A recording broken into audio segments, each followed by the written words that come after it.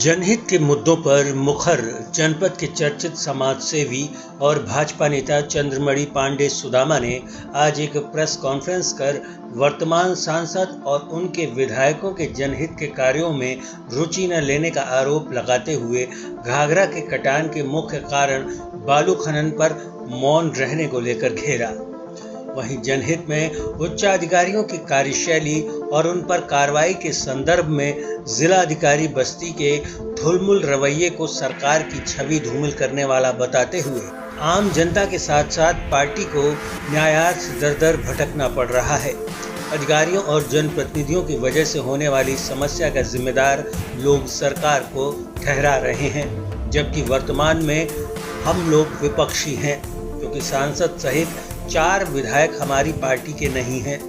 समस्याओं का उल्लेख करते हुए उन्होंने कहा कि वर्तमान सांसद विधायक की कार्यशिथिलता और अधिकारियों की कुंभकर्णी नीति के चलते कप्तानगंज विधानसभा और उससे सटे इलाकों में अवैध बालू खनन पर अंकुश न लगने के चलते उत्पन्न हो रही कटान की समस्या से ग्रामीणों के सम्मुख समस्या उत्पन्न हो रही है। जबकि बिना किसी पद पर रहे अपने आंदोलन के माध्यम से हमने पूर्व में दुबौलिया स्थित चांदपुर कटरिया से होते हुए छावनी स्थित 10 नंबर ठोकर मांझिल गांव सहित विक्रम जोत के कल्याणपुर भरतापुर तक का क्षेत्र कटान मुक्त कराने के संदर्भ में पर्याप्त कार्य करने में सफलता पाई, लेकिन कटान संबंधित कोई परियोजना तभी सफल होगी जब नदी किनारे बालू खनन पर अंकुश लगेगा। इसके अलावा 100 सैया महिला अस्पताल हरैया में नियम विरुद्ध हुए आउटसोर्सिंग नियुक्ति और अन्य अनियमितता के संदर्भ में जांच का आदेश रिश्वत के नीचे दबाए जाने का बीजेपी नेता चंद्रमणि ने आरोप लगाया, जबकि इस मामले में कार्रवाई सुनिश्चित कर जनता को बेहतर सुविधा उपलब्ध कराना और जनपद के लोगों को नियुक्ति का पारदर्शी अवसर प्रदान किया जाना चाहिए था।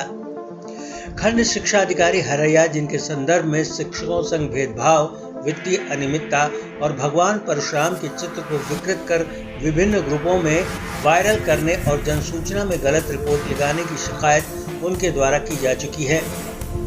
उन पर कार्रवाई न करके शिकायतकर्ता को ही परेशान करने का प्रयास किया जा रहा है और उन्हें भ्रष्टाचारियों का संरक्षण प्रदान किया जा रहा।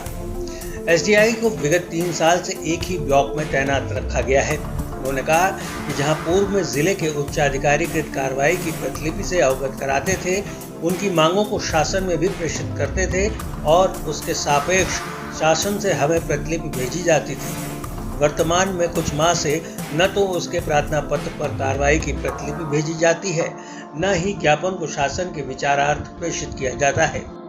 उन्होंने कहा कि उक्त समस्याओं के निदान के लिए 25 मई, 15 जून, 25 जून, 4 जुलाई, 18 जुलाई को सैकड़ों समर्थकों संग ज्ञापन सौंपकर समस्या समाधान की मांग किया और 6 अगस्त को अनुस्मारक पत्र देकर समस्या समाधान न होने की दिशा में 12 अगस्त से धरने का ऐलान कर जिलाधिकारी कार्यालय धरने पर बैठा, तो जिलाधिकारी ने वार्ता कर 1 सप्ताह में समस्या का समाधान का आश्वासन दिया, लेकिन न तो कोई कार्रवाई हुई न कृत कार्रवाई की सूचना दी गई। ये नहीं हो रहे हैं। हमारी जनहित की तमाम ऐसी समस्याएं हैं जिनका समाधान वो चंद मिनटों में कर सकते हैं, जैसा कि सर्किल रेट को लेकर के स्पष्ट संदर्शिका है, वो ऑनलाइन उसको देख करके उसका निराकरण करा सकते हैं।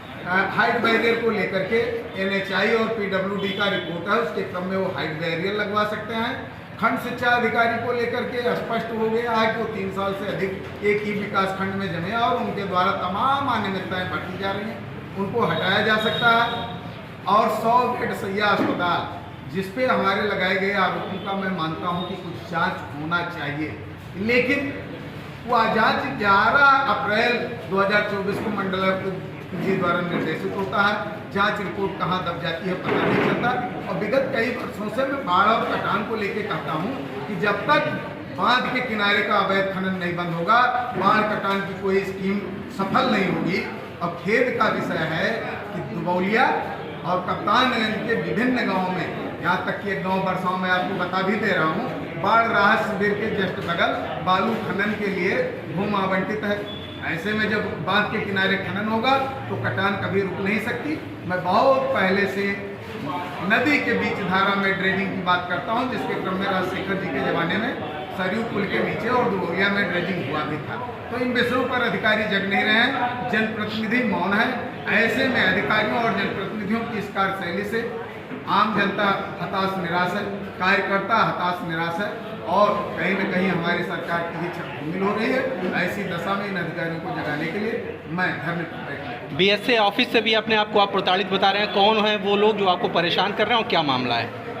खंड शिक्षा अधिकारी बड़को वर्मा, जो कि 3 वर्ष से एक ही विभाग में तैनात हैं, उनके द्वारा जन सूचना पोर्टल पर गलत रिपोर्टिंग की गई है, साक्ष्य प्रस्तुत किया हूँ। उनके द्वारा 2022-23 में डीए वितरण में अनियमितता बरती गई है।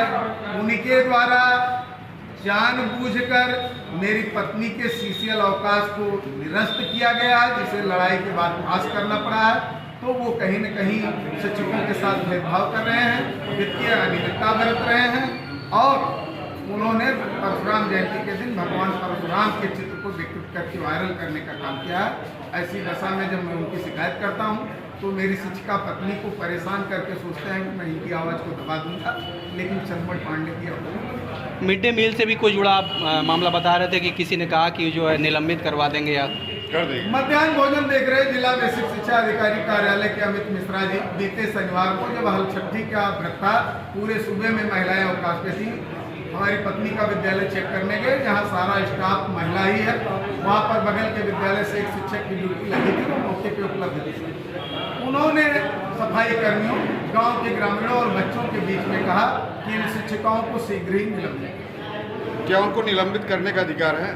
मैंने ये सवाल उनसे खुद कहा कि महोदय, अगर आपको निलंबित करने का अधिकार है तो निलंबित कर दीजिए, सस्पेंड कर दीजिए, बर्खास्त कर दीजिए, लेकिन मिथ्या भाषण बच्चों के बीच में करके शिक्षक की गरिमा को गिराने का काम। क्या लगता है कि इस तरह का कृत्य करके वो शिक्षिका की छवि को धूमिल करना चाह रहे हैं? कहीं न कहीं शिक्षिका के को मानसिक रूप से प्रताड़ित करके मेरे ऊपर लोग दबाव बनाना चाह रहे हैं कि मैं सच ना बोलूं। ये चंद्रमणि पांडे बीते 2 दशकों से सच को बोलते चले आए हैं और 3-4 फैसले प्रदेश स्तर के कराने का काम किया है। जैसा कि 2003-04 तक निजी विद्यालयों का मान्यता हर तीसरे साल रिन्यूअल होता था, मैंने वर्ष 2004 में उसको समाप्त करा दिया बेसिक शिक्षा सचिव आलोक रंजन जी से मिल करके। 1 अगस्त 2020 से स्टाम्प ड्यूटी शुल्क 550% बढ़ने वाली थी, मैंने वापस करा दिया। मैंने बस्ती जनपद के टूटे अमाट पुल को जो 2 साल से टूटा पड़ा था बनने के लिए विवश कर दिया। जाने कितने ऐसे काम कराने का